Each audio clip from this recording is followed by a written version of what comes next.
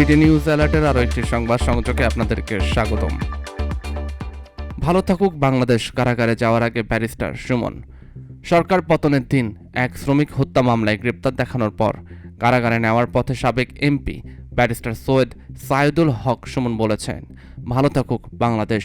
তদন্ত কর্মকর্তার আবেদনের শুনানি নিয়ে বুধবার ঢাকার মহানগর হাকিম আরিফুল ব্যারিস্টার সুমন সহ 7 জনকে গ্রেপ্তার দেখানোর আদেশ দেন।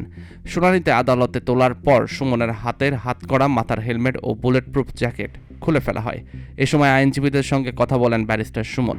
সকাল 10টার দিকে ঢাকার মহানগর হাকিম আরিফুর রহমান এজলাসে ওঠেন। এরপর গ্রেপ্তার দেখানোর বিষয়ে শুনানি শুরু হয়।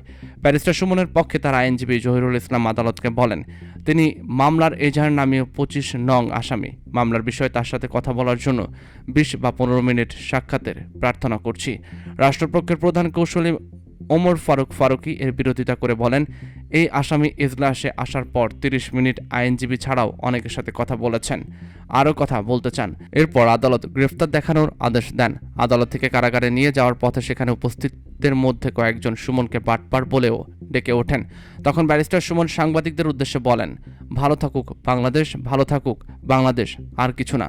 মামলা তদন্ত কর্মকর্তা সিটিটিসির এসআই শাখাওয়াত হোসেন গত 28 আগস্ট সুমন সহ 7 জনকে গ্রেপ্তার দেখানোর আবেদন করে। আদালত আসামিদের উপস্থিতিতে শুনানির জন্য এদিন ঠিক করেন।